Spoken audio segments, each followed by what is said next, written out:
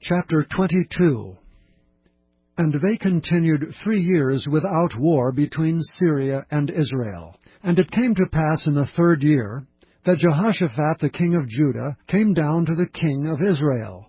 And the king of Israel said unto his servants, Know ye that Ramoth in Gilead is ours? And we be still, and take it not out of the hand of the king of Syria? And he said unto Jehoshaphat, Wilt thou go with me to battle to Ramoth Gilead? And Jehoshaphat said to the king of Israel, I am as thou art, my people as thy people, my horses as thy horses. And Jehoshaphat said unto the king of Israel, Inquire, I pray thee, at the word of the Lord today. Then the king of Israel gathered the prophets together, about 400 men, and said unto them, Shall I go against Ramoth Gilead to battle, or shall I forbear?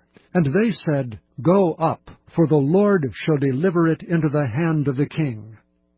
And Jehoshaphat said, Is there not here a prophet of the Lord besides, that we may inquire of him? And the king of Israel said unto Jehoshaphat, There is yet one man, Micaiah the son of Imlah, by whom we may inquire of the Lord, but I hate him, for he doth not prophesy good concerning me, but evil. And Jehoshaphat said, Let not the king say so. Then the king of Israel called an officer, and said, Hasten hither Micaiah the son of Imlah. And the king of Israel and Jehoshaphat the king of Judah sat each on his throne, having put on their robes, in a void place in the entrance of the gate of Samaria, and all the prophets prophesied before them. And Zedekiah the son of Chenaanah made him horns of iron. And he said, Thus saith the Lord, With these shalt thou push the Syrians until thou have consumed them.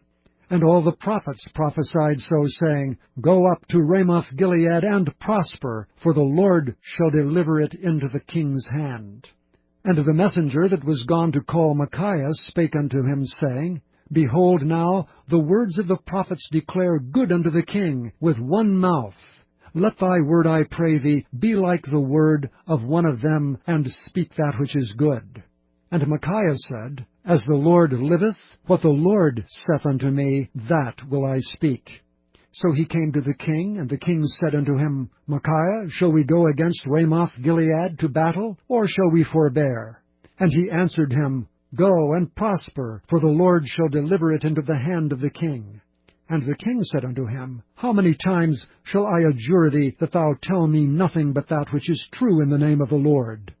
And he said, I saw all Israel scattered upon the hills as sheep that have not a shepherd. And the Lord said, These have no master, let them return every man to his house in peace. And the king of Israel said unto Jehoshaphat, Did I not tell thee that he would prophesy no good concerning me, but evil? And he said, Hear thou therefore the word of the Lord. I saw the Lord sitting on his throne, and all the host of heaven standing by him on his right hand and on his left. And the Lord said, Who shall persuade Ahab that he may go up and fall at Ramoth Gilead? And one said on this manner, and another said on that manner. And there came forth a spirit, and stood before the Lord, and said, I will persuade him. And the Lord said unto him, Wherewith? And he said, I will go forth, and I will be a lying spirit in the mouth of all his prophets. And he said, Thou shalt persuade him, and prevail also. Go forth and do so. Now therefore, behold, the Lord hath put a lying spirit in the mouth of all these thy prophets, and the Lord hath spoken evil concerning thee. But Zedekiah the son of Chenaanah went near, and smote Micaiah on the cheek, and said, Which way went the Spirit of the Lord from me to speak unto thee?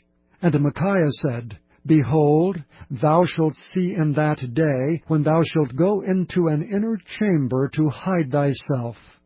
And the king of Israel said, Take Micaiah, and carry him back unto Ammon, the governor of the city, and to Joash the king's son, and say, Thus saith the king, Put this fellow in the prison, and feed him with bread of affliction, and with water of affliction, until I come in peace. And Micaiah said, If thou return at all in peace, the Lord hath not spoken by me. And he said, Hearken, O people, every one of you.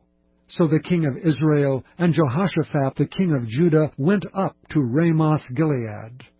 And the king of Israel said unto Jehoshaphat, I will disguise myself, and enter into the battle, but put thou on thy robes. And the king of Israel disguised himself, and went into the battle. But the king of Syria commanded his 32 captains that had rule over his chariots, saying, Fight neither with small nor great, save only with the king of Israel. And it came to pass, when the captains of the chariots saw Jehoshaphat, that they said, Surely it is the king of Israel. And they turned aside to fight against him, and Jehoshaphat cried out. And it came to pass, when the captains of the chariots perceived that it was not the king of Israel, that they turned back from pursuing him. And a certain man drew a bow at a venture, and smote the king of Israel between the joints of the harness. Wherefore he said unto the driver of his chariot, Turn thine hand, and carry me out of the host, for I am wounded. And the battle increased that day, and the king was stayed up in his chariot against the Syrians, and died at even, and the blood ran out of the wound into the midst of the chariot. And there went a proclamation throughout the host about the going down of the sun, saying, Every man to his city, and every man to his own country.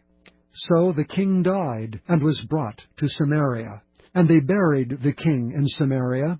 And one washed the chariot in the pool of Samaria, and the dogs licked up his blood, and they washed his armor, according unto the word of the Lord which he spake.